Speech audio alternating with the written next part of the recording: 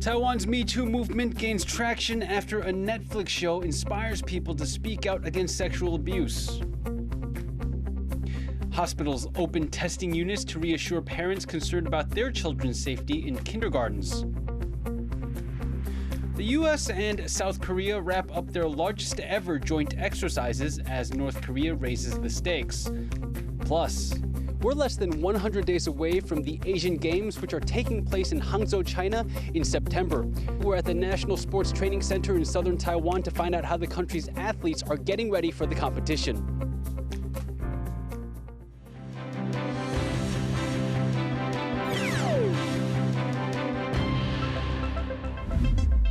A warm welcome to TaiwanPlus News. I'm Leslie Liao. In just the past 2 weeks, more than 90 people have publicly spoken out about their experiences with sexual harassment. People from all parts of society have been accused of abuse. Many in the country say the Netflix Taiwanese show Wavemakers has ignited the country's biggest Me Too movement. Bing Wang has more. Fu Qi, a legislator for the opposition Kuomintang, is the latest politician to be accused of sexual harassment. Officials within his party said they will look into the matter. 傅昆萁委员的他的状况，其实国民党也已经对外宣布了会勿忘勿纵的去来做调查。There's been a slew of sexual harassment allegations in recent weeks. It's seen as the inception of the Me Too movement in Taiwan. Kicked off in the US in 2017, Me Too is a global campaign against sexual harassment. Here in Taiwan, it took root when a female staffer of the ruling Democratic Progressive Party accused a contractor of inappropriate behavior. She also cited the Taiwanese Netflix show Wavemakers as her inspiration to speak out. And so it's good to see a TV show bringing out a topic that is very important and people have suffered through for too long. And hopefully it will be reduced or, significantly going forward. In the 2 weeks since the first allegations were made, more than 90 people have spoken out with similar claims. Among those accused include doctors, professors, activists, diplomats, and politicians from both the ruling and opposition parties. In a Facebook post, Taiwan President Tsai Ing-wen apologized for members of her party accused of sexual misconduct. She vowed to strengthen reporting systems and push gender equality reforms. See, the mayor in Taipei is going to put in a new hotline just specifically for these kinds of cases that'll be operational in July sometime.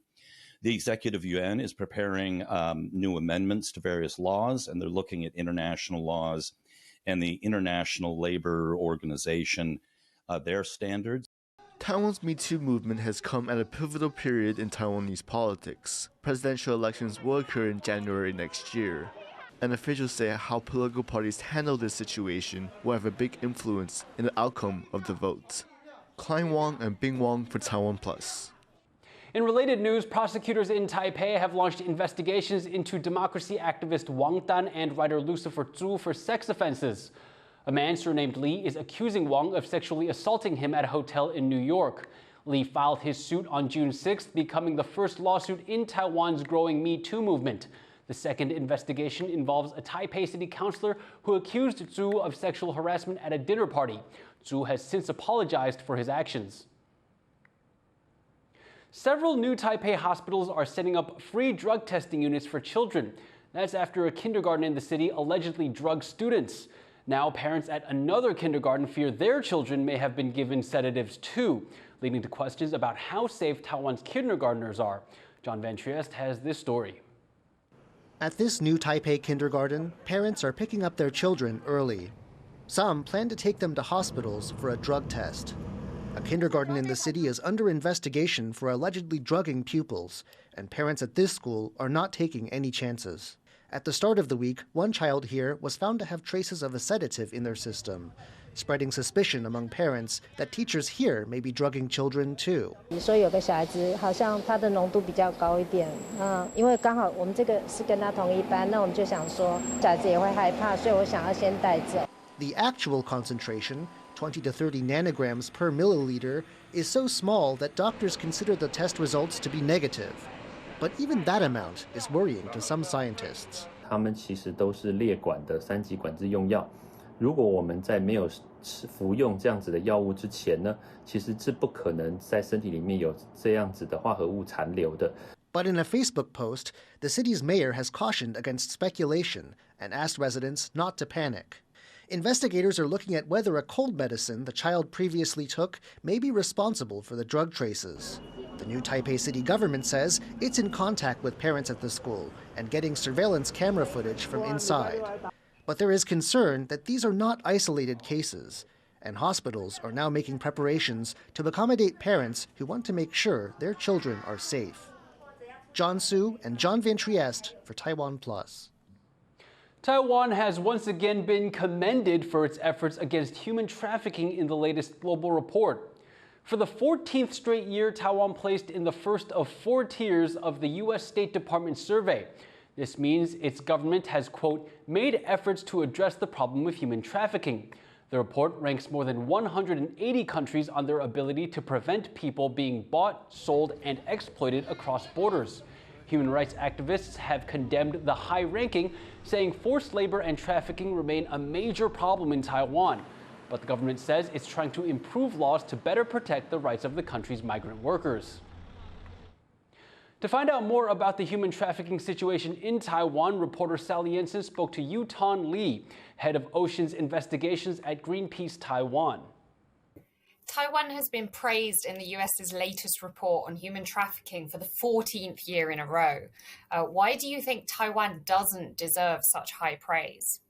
Because just as what the US government also addressed in this report and actually previous reports, that the Taiwanese authority is not doing efficiently to identify and protect and prosecute human trafficking crimes and forced labor cases within Taiwan's distant water fishery.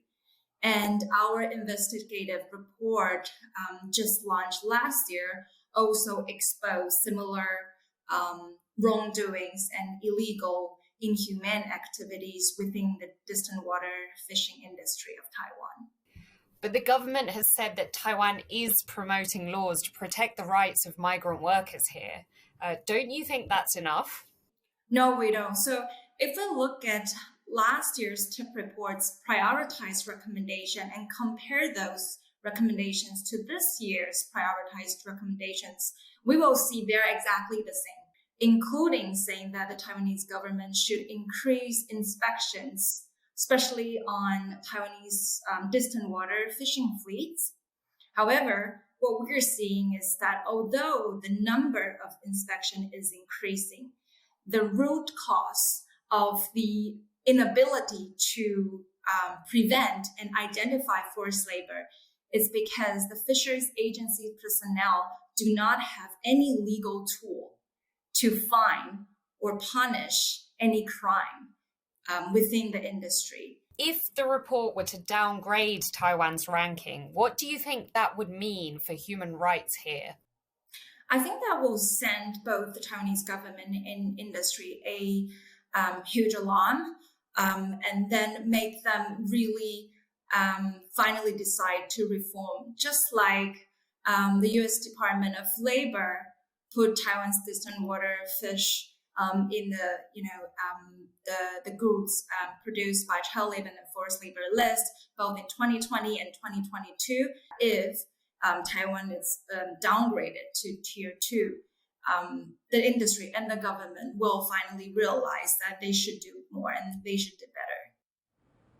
That was TaiwanPlus reporter Sally Jensen talking to Yutan Lee from Greenpeace Taiwan about the country's placement in the recent human trafficking report from the U.S. The vice chairman of Taiwan's opposition Kuomintang Party has hit back at criticism over his decision to attend the upcoming Straits Forum in China. Andrew Xia had this to say before departing for the event on Friday. 民进党的候选人赖副总统也都说他最想做的事情是要跟这个习近平吃晚饭。我想大家这种交流的心情我们都完全谅解。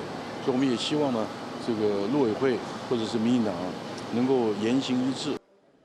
Xia is leading a delegation from Taiwan. Organizers say over 5,000 Taiwanese people are expected to attend. the majority already based in China. Beijing touts the two-day gathering as a way to promote economic and cultural exchanges. But the ruling Democratic Progressive Party has denounced Xia's decision to attend. In the past, the DPP described it as Chinese propaganda. This is the 15th year of the forum. A U.S. nuclear-powered submarine has arrived in South Korea. It's the first deployment of its kind in 6 years and comes just a day after the two countries wrapped up joint military exercises. Jaime Khan reports. South Korean and U.S. forces training together as part of the largest ever live-fire exercises in the two countries' history. Close to 2,500 troops took part in the war games on Thursday, which were held just 50 kilometers from South Korea's capital, Seoul. The drills are meant to celebrate over 70 years of relations between the two countries, and South Korea's president says exercises like these help better train and prepare his country's troops. 우리의 힘으로 국가 안보를 지키는 것이 진정한 평화입니다. 적과 싸워 이길 수 있는, 적이 감히 넘볼 수 있는 강군만이 대한민국의 자유와 평화 그리고 번영을 보장해 줄 수 있는 것입니다. Less than an hour after the drills concluded, neighboring North Korea fired 2 short-range missiles into the waters around Japan. The authoritarian nation condemned the U.S. and South Korean drills, saying they were, quote, rehearsal for an invasion. The drills come as countries in the region are growing more concerned about North Korea's weapons tests. In May, Pyongyang attempted to launch its first ever military spy satellite, meant to further improve its missile program. That launch failed, but as North Korea continues to develop these kinds of capabilities, nearby countries are calling for greater security cooperation. 厳重に抗議をいたしました。引き続き情報収集、警戒監視に全力を挙げるとともに、日米韓で緊密に連携してまいります。The U.S. and its allies in the region are stepping up military exchanges, and joint exercises like these are happening almost every month. Analysts say this is part of a push to increase the United States' presence in Asia, not only to manage North Korea's military provocations, but also to counter an increasingly aggressive China. But if we can work together, it actually helps build better efficiencies into the things that we're doing. And in a way, it helps build the deterrence that we're trying to create, deter North Korea from being such an aggressive bad actor, deter China from continuing to escalate provocations in the East China Sea and in the South China Sea area as well. There are more joint exercises scheduled for the second half of this year. As North Korea and China continue to make their military presence felt in the region, the U.S. and its allies are responding with a clear display of unity. James Lin and Jaime Khan for TaiwanPlus. Coming up, a restaurant that is taking the internet by storm with its durian-infused ramen. Stay tuned to find out more.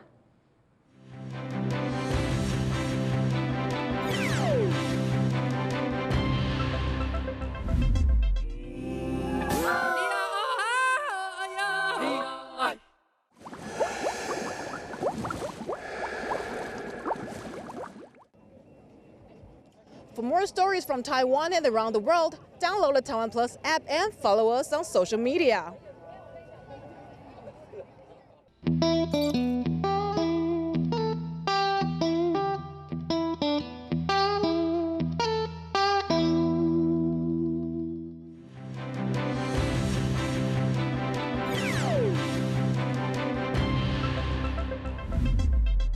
Welcome back. You're watching TaiwanPlus News. Japan has raised the legal age of consent and updated its definition of rape. People must now be at least 16 years old to give legal consent after the government amended its sex crime laws. The previous age was 13. The country also broadened its definition of rape to non-consensual sexual intercourse. The old definition used the word forcible, and critics say this caused inconsistent court decisions. Human rights activists say the fight is far from over, though, and that Japan still needs to change old cultural ideas around sex and consent. Police in India have charged the head of the country's wrestling federation with sexual harassment after complaints by female athletes. The move comes after months of protests by the country's national and Olympic female wrestlers. Louise Watt reports. For months, India's top female wrestlers have protested on the streets and battled authorities to call for the arrest of the president of the country's wrestling federation, accusing him of sexually harassing several of their colleagues. Now, Indian police have charged Brij Bhushan Sharan Singh with sexual harassment and outraging the modesty of 6 female athletes. But police are seeking to cancel a separate complaint of sexual harassment involving a minor. Final report court में file करी है क्योंकि मामला POCSO 1 से है इस वजह से जज साहब ने पोक्सो के कोर्ट में के लिए 4 तारीख के लिए फिक्स कर Singh is also a top politician for Prime Minister Narendra Modi's Hindu Nationalist Party, and the wrestlers had accused the police and government of ignoring the case. Now it's up to the courts to decide whether to formally charge Singh or discharge him. He denies the allegations.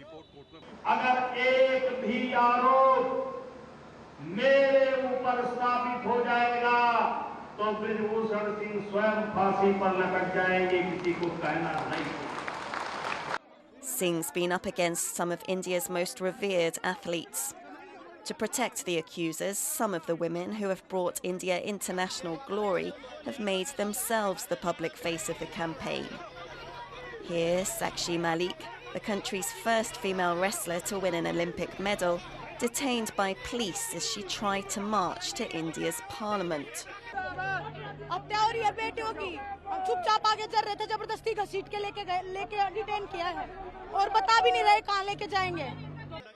The wrestlers' complaints are part of a wider picture of sexual harassment and violence in India, a daily fear for women. The wrestlers hope their campaign will lead to change, because if high-profile women like them can't be heard, what hope is there for ordinary women? Devin Sai and Louise Watt for TaiwanPlus. Green energy dreams are facing tough rural realities in central Taiwan. Farmers are raising concerns over solar plants taking over their land. Authorities had hoped a site in Changhua could serve as a model for the rest of the country's race to net zero. But as Yu Jinghuang reports, locals want a say in the initiative. Row upon row of solar panels, right next to a peanut field.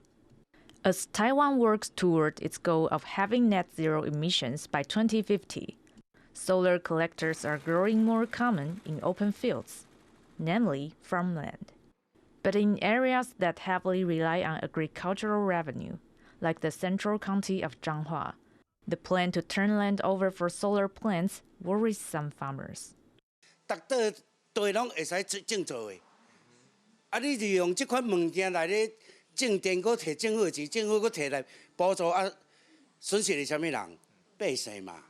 The government hopes to set up the country's first solar energy demonstration site in Dacheng district in Changhua County. Some welcome the plan. They say farmers in the area are getting older, and a new source of income would help.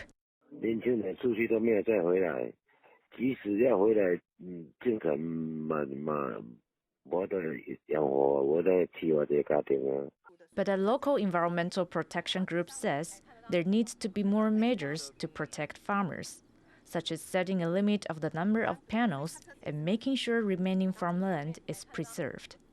政府应该要规范这样的透光率，一定要达到多少才可以，甚至高度要多少你才可以，不能这样子，像我们后面看到这样子盖下去，这个农地就消失了呢。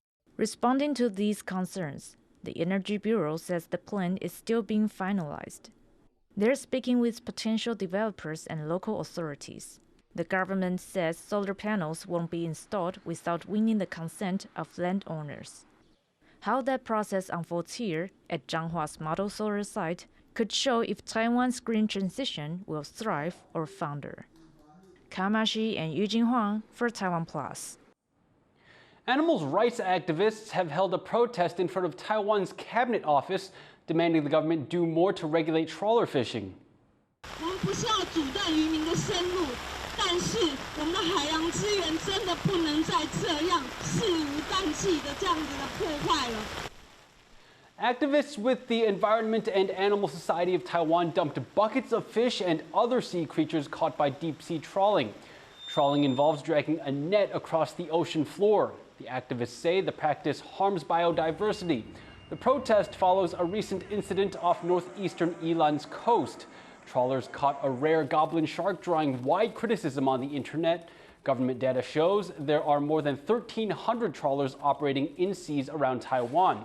An average of 200,000 tons of fish of all sizes are caught in trawler nets every year. Activists want the government to toughen up the laws to protect the ocean. 所以我们希望行政院能够编列经费支持渔业署，能够让底拖网收购底拖网，让底拖网退场。那同时，目前所有的拖网都应该要加装小鱼的可以逃脱的机制，让这些小鱼有机会逃脱出去，而不会被大小通吃。 Asia's athletes are getting ready to show the world what they've got. The 2022 Asian Games are back after a one-year delay, and Taiwan held a special event to mark the final 100 days until the opening ceremony. We also went there to check it out. We're here at the National Sport Training Center in southern Taiwan to see how the country's athletes are getting ready for the Asian Games. Competitors from all around Asia will converge on Hangzhou, China in September. They'll be vying for medals in close to 500 events ranging from esports to breakdancing. 3、2、1，起启动！2022杭州亚洲运动会。 Team Taiwan is counting down the days until the Games. Sports officials held a ceremony to mark the final 100 days before the opening ceremony. At the event were elite Taiwanese athletes like Olympic judo silver medalist Yang Yongwei. 世界第一个的位置本身就是一个目标，但是我觉得最重要的还是要在专注在你眼前的每一个训练跟挑战还有比赛。 And for the first time ever, breakdancers will compete at the Asian Games. And you better believe, Taiwan is sending its best to pop and lock their way to victory. 最大的差别就是让越来越多人认识我们，就是透过亚运，或者这次亚运或者是2024奥运，真的会让越来越多的人知道霹雳舞到底在干嘛。 Taiwan's boxers have been performing well these past few years, and quite a few of them have punched their ticket to Hangzhou.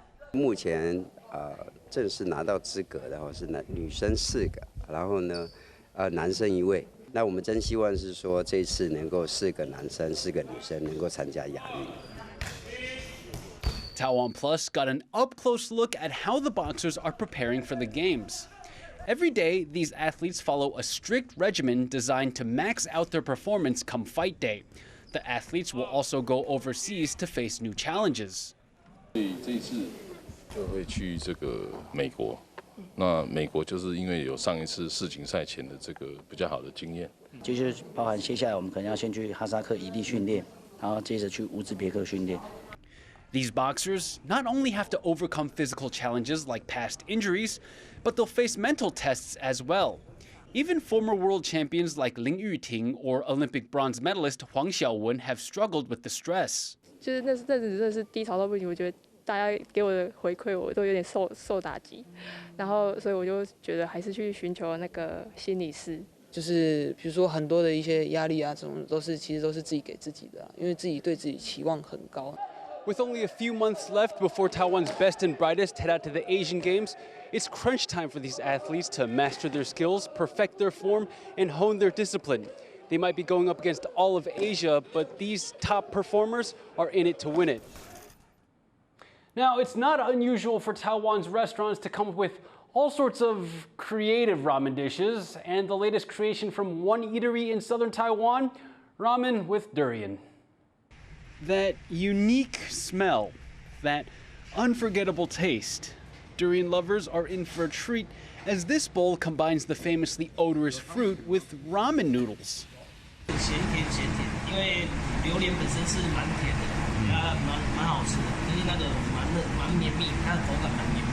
Earlier this week, a restaurant in Kaohsiung announced this new dish in a Facebook post as a way to share their love for what's affectionately known as the king of fruits. The dish will only be available for a limited time. Since the announcement, over 40 sets of customers have called to make reservations. 因为我自己本身喜欢吃榴莲，如果这样子我会考虑吃。 Just 20 bowls of durian ramen will be served each day because of the dish's extensive preparation process. From carefully slicing the shell in half, to blending fresh durian puree with the ramen soup base, to adding water chestnuts, white radish, apples, potatoes, and lemongrass, all this so customers can savor the rich flavors of the soup. But even with everything that goes into making this complicated creation, just like the fruit itself, it's not to everyone's tastes. 我不想吃。为什么？因为没吃过，我不知道。 Each bowl of durian ramen will cost $25 US, a price the restaurant hopes durian fans will be happy to pay to try this fusion of their favorite fruit. Andy Xue, Sandy Chi, and Leslie Liao for TaiwanPlus. Thank you for watching Taiwan Plus News. Remember to download the Taiwan Plus app for more stories from Taiwan and around the world. Finally, we leave you with images of an exhibition of Crimean gold artifacts on display in the Netherlands. The Dutch Supreme Court recently upheld decisions to return the artifacts to Ukraine. I'm Leslie Liao. Take care and see you next time.